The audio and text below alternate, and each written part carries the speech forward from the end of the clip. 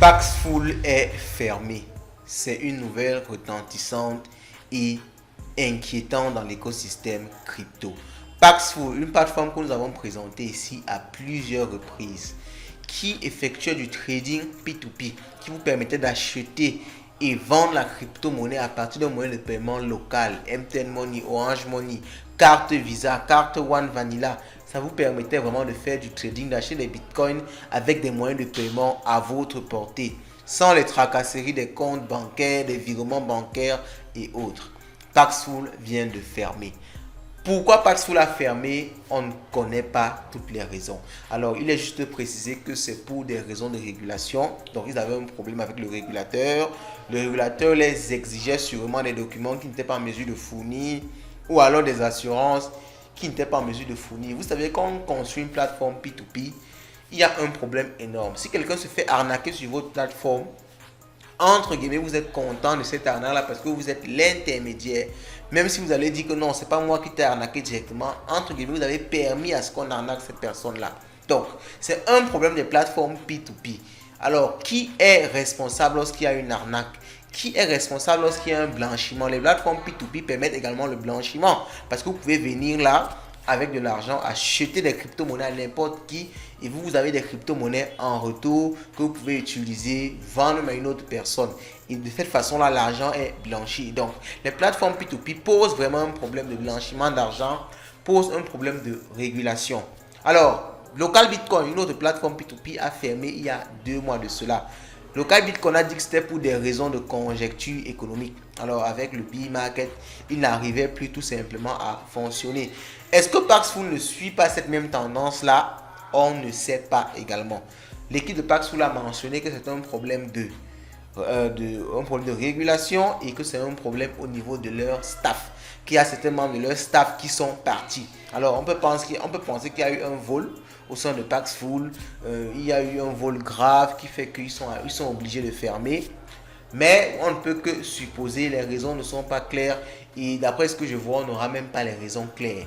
On doit juste comprendre que Paxful a fermé. Et on va juste retirer l'argent qui était dans Paxful.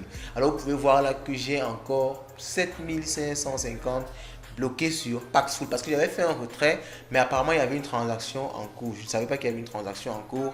Et là, je me retrouve avec 7000 bloqués que je ne pourrais tout simplement plus utiliser. Donc, il y a une nouvelle plateforme qu'ils sont en train de promouvoir dans ce message du CEO aussi, qu'ils ont appelé Nuns, ok. Nuns a la même base de données que Paxful, c'est ce que j'ai pu constater. Donc apparemment le trading va se déporter de Paxful vers Nuns, ok. Mais est-ce que ça va enlever le problème que Paxful avait? Parce que d'après ce que j'ai vu, Nuns c'est juste une réplique de Paxful. Est-ce que Nuns ne va pas fermer par la suite? Est-ce qu'on peut encore faire confiance à Nuns? C'est toutes ces questions là qu'on se pose. Mais au-delà de tout ça, il y a une autre question que je me pose. Est-ce que ce n'est pas une lutte et une guerre contre les crypto-monnaies de façon générale? Parce qu'il faut le comprendre, il y a eu beaucoup de problèmes dans l'écosystème crypto. Et on n'a même pas de temps de répit. On n'a pas 3 mois sans une nouvelle qui vient tout gâcher. On n'a pas 3 mois sans une nouvelle qui vient tout gâcher. On a eu Luna, on a eu Celsius, on a eu Voyageur, on a eu FTX, on a eu. Maintenant, c'était Local Bitcoin, maintenant c'est Paxful. Et il y a actuellement un FUD sur Binance. Donc sur Binance, on est en train de dire actuellement qu'on a porté plainte au CEO. On est en train de parler en mal énormément de Binance.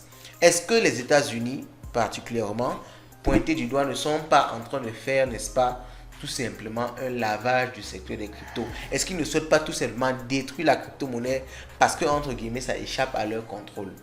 C'est problématique. Vous savez également que les États-Unis ont attaqué le BUSD. Récemment, on a fait une vidéo sur le sujet.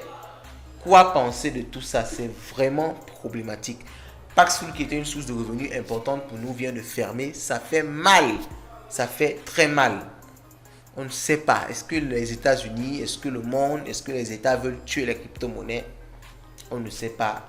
Mais vraiment, face à tout ce qui se passe dans le monde des crypto-monnaies, je me dis que derrière, il doit avoir la main de l'oncle Sam. Ils ne veulent pas que les crypto-monnaies perdues et ils sont en train d'attaquer ça de plein fouet. Paxful vient de fermer. À qui le tour? Est-ce que ce sera Binance demain, Bybit, KuCoin?